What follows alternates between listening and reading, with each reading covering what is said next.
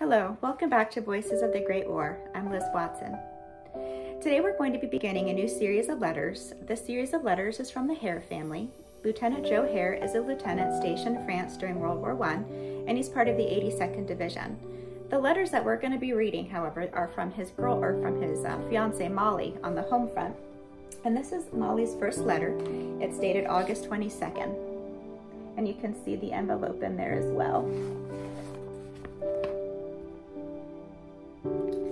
So Molly's first letter to Joe reads, and it's again dated August 32nd. Dearest Joe of mine, I have just been reading some of your letters over again for at least the 10th time. How I love you for them. I am so interested in every little experience you have, and certainly you have had many so far.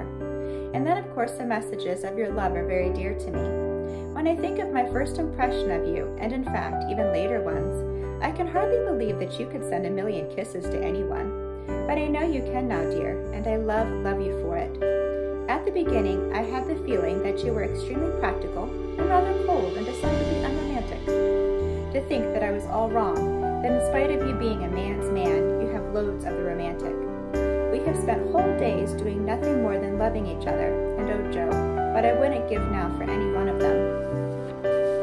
Remember the Sunday in Chattanooga when I don't believe we passed each other once without a little pat or a tiny kiss, did we, dear? And the first day after our engagement, Tuesday, when we just loved from morning until 5 o'clock, and Dad remarked what a pity it was that it was a rainy day when you and I had not given it a thought. Oh, Joe, dear one, how fortunate we are. What if you had to go over there without us ever having seen each other?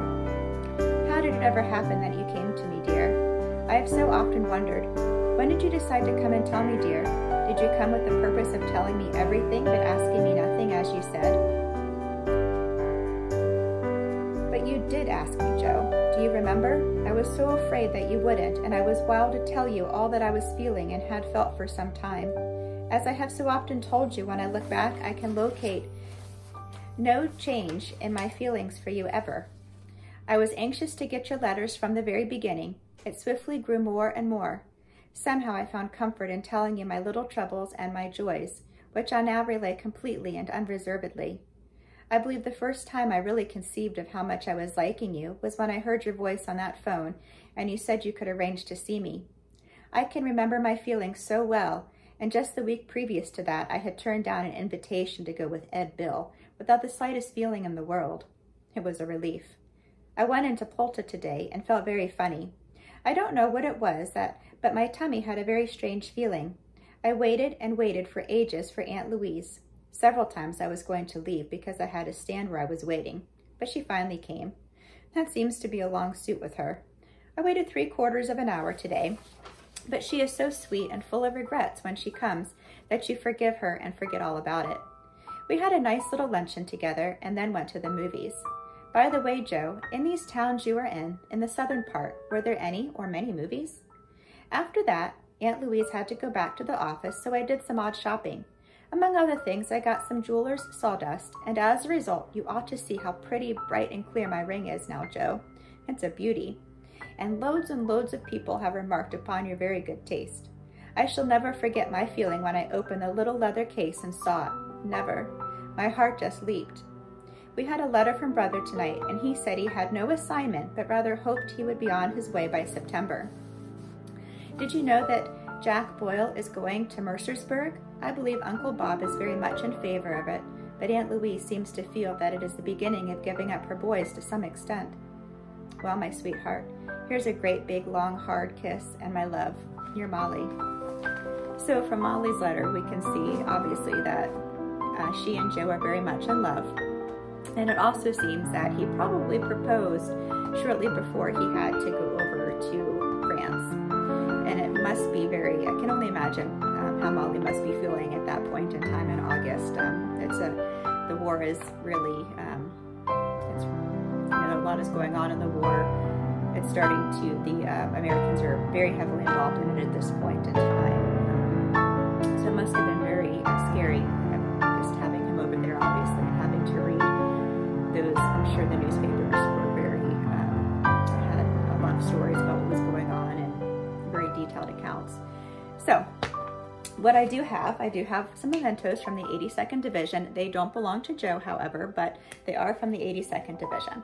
So the very first thing I have is a helmet, and here we can see the insignia for the 82nd Division. The AA stands for All American, and we can also see the graffiti that is on the helmet here. The paint is still here. There's also a dent on the helmet right about here. Obviously, I don't know where that came from.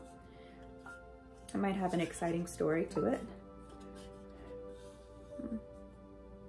On the inside of the helmet, normally there would be kind of a leather padding in here, but that is gone, missing, and also the strap here is no longer here as well. But still very interesting, and the artwork, again, the graffiti here is also very, very interesting. The other item that I have is the uniform jacket for the 82nd Division, and it is the wool uniform jacket, and we can see on the side here is our patch for the 82nd Division, and we can also see the overseas stripes as well on the sleeves. And we know that this particular soldier, he was in the engineers, because we can see our engineer button, as well as on the sleeve on the opposite side we have that engineer patch. So again, this is our 82nd Division, our 82nd Division jacket. I also have some very interesting reports from the 82nd Division, and they're it's actually during September, the months of September and October, when they were on the St. Miel front, and then again when they're in the Argonne. So I'm going to be reading some of those reports. Before I get into the reports, I do have a map. So this was a map, and we can see from this map the actual line from September 12th and 13th in St. Miel. It's pretty interesting there. So that was our map, and now we have the actual reports. So our first report, again, this is from the 82nd Division, and this first report is dated September 13th, 1918, and the time states 11:30 o'clock. And this is Headquarters 82nd Division, American EF, or AEF, France. And it reads Operations Information Number 2. Headquarters 1st Army Corps, American EF, and this is dated, so this report was from September 12th, 1918, and it reads Field Orders Number 51. Number 1. The enemy has been thoroughly defeated along our whole front. The number of prisoners taken by the Corps amounts to more than 4,000. A number of his guns were also captured. Every objective laid down by the Army for 2 days were attained in 1 day under very trying weather conditions. The spirit and dash shown by the troops is very gratifying to the Corps commander and reflects credit upon all concerned. Number 2. The first phase is now completed. The next step is to organize the lines attained for permanent occupancy. This means that the outpost line must be pushed 2 kilometers in front of the line being fortified and the whole position occupied in depth. This outpost must be established before morning of the 13th of September and the line of resistance completely laid out and the trenches dug. This position must be held against all attacks of the enemy by command of Major General Liggett. And again, we can see that report here with our stamp. So that's also a pretty interesting report. And then we have another report from the same day. Again, this is our Headquarters 82nd Division. And this is, again, it's also dated September 13th, 1918, and this one was written up at 12:30. And it reads, Operations Information Bulletin Number 3. The following telegrams dated September 12th from Commanding General 1st Corps to the Commanding General 82nd Division is published to the command. Please convey to the officers and men of your division my appreciation of the difficult part they had to perform in the highly successful operation of the 1st Corps today. This part they performed to my full satisfaction. H. Liggett. The following information was received from Headquarters 1st Corps at 10:50. Visuel has been taken, the 1st Division from the right connecting with the 26th Division from the left. This joins the line of the 4th Corps and the 5th Corps. St. Mihiel has fallen. Information received from 82nd Division Liaison Officer with 1st Corps. 90th Division, 1935 hours. It is reported that there is a concentration for a counterattack in Vilsay-sur-Tray. They have requested artillery on this concentration. 4th Corps, 1847 hours. We have patrols at Hiddencourt. German prisoner states they are waiting to counterattack until the infantry gets beyond the artillery support. Aeroplane, 1900 hours, 50th Aero Squadron. Fire at X-1B7 at 1805 hours. No other activity in Noroi or on roads leading west. Anti-aircraft activity while over Noroi at 1815 hours. Fired rocket show your line twice at 1810 and 1830, but no line appeared.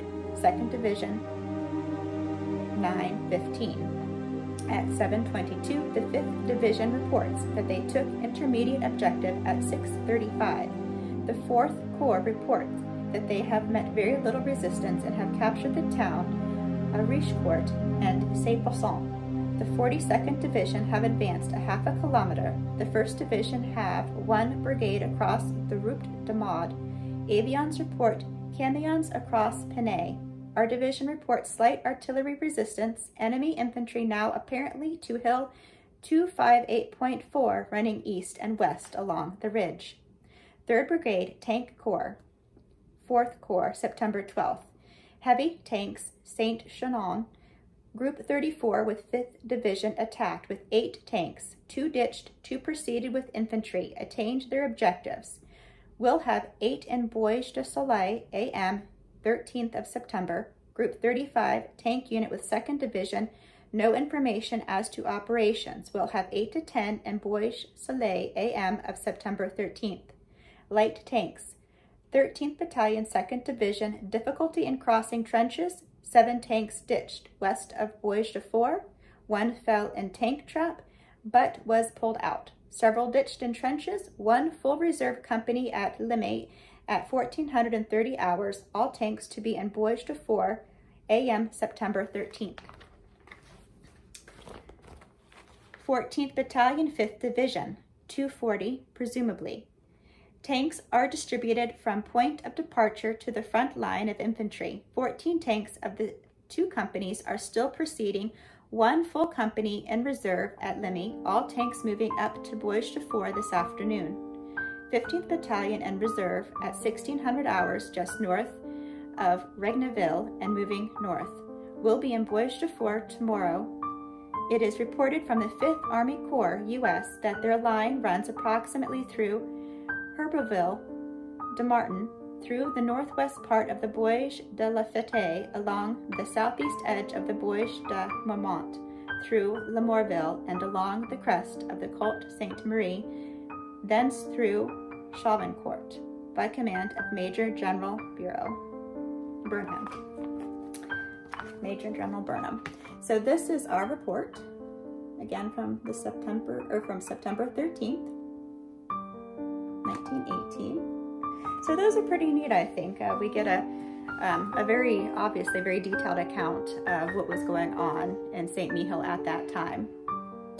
And if we think about the timeline, so Molly's letter was August 22nd and St. Mihiel, September 12th, 13th. So she wrote that letter approximately, 3 weeks before that battle took place, a battle that her fiance Joe was heavily engaged in. So it's interesting thinking about the idea of her sitting at home, not knowing that's going on. Obviously, she knows he's going to be in danger, he's in war, but not knowing that that's going on. And then it goes back to, what's worse, knowing or not knowing? Because, you had some nurses that were obviously in France at that time and whose fiancés, husbands, they were fighting in the front lines, and they were very much aware of what was going on. They were able to hear the artillery, they were able to see the boys, the wounded coming in, so they knew what was happening.